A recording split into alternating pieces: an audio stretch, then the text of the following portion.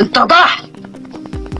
انت ازاي وستين ازاي كمان؟ كان بيمثل واحد ميت فمات بجد. صندوق اسرار الضيف احمد، تعالوا نقول لكم الحكايه فيها ايه اول مره تعرفوها. اسمه الضيف احمد ضيف، ولد 12 فبراير عام 1936 في قريه تمي الاماديد في محافظه الدقهليه. حصل على ليسانس اداب واكتشفه فؤاد المهندس في مسرح الجامعه، واشترك معاه في مسرحيه انا وهي وهو طالب اخد جوائز كتير في المسرح الجامعه، وشهرته جت من ثلاثي أضواء المسرح مع أصحابه سمير غانم وجورج صدق، وهو كان العقل المدبر لثلاثي أضواء المسرح، وكان من إخراج المسرحيات الكوميدية طباخ الملائكة، كل واحد له عفريت، وزيارة غرامية، والرجل اللي اتجوز مرات، وكان من إخراجه عدد كبير جدا من الأفلام. النجاح القاهرة في الليل عام 1963، وآخر شقاوة عام 1964، المشاغبين عام 1965، مراتي مدير عام عام 66، و30 يوم في السجن، والمجانين الثلاثة عام 70، وترك بصمة كبيرة في تاريخ السينما المصرية. وكان خبر وفاته صدمة لقلوب كل الجماهير لأنه مات بشكل مفاجئ. هو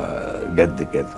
فنزلنا المطار واحنا نازلين، ده خد مكان لوحده خالص كده، واقف كده المطار. وروحنا البيت وبتاع، بيقول لي بكره لقيت تليفون في نص الليل جورج بيكلم بيقول لي ضيفت عشان ايه.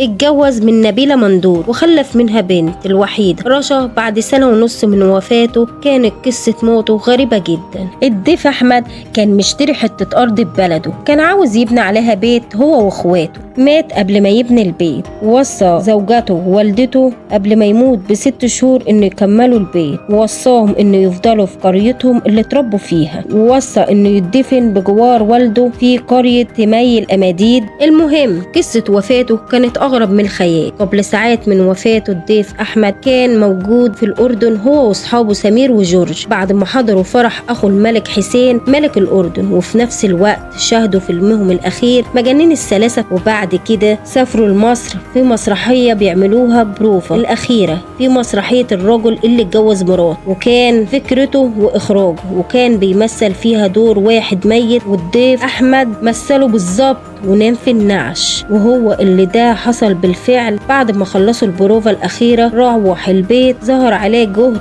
وضيق تنفس وإرهاق شديد جدا، وقال لزوجته نبيلة مندور، راحت قالت له استريح على السرير على ما اتصل على الدكتور. فاشتد عليه الألم، راحت بسرعة خبطت على الجيران ونقلوه لمستشفى العجوزة، وما لحقوش يوصلوا. وهم في الطريق للمستشفى سلم روحه لربه. توفي سنة 1970 عن عمر 34 سنة. ربنا يرحمه الضيف أحمد. رسمت الضحك على جمهورك.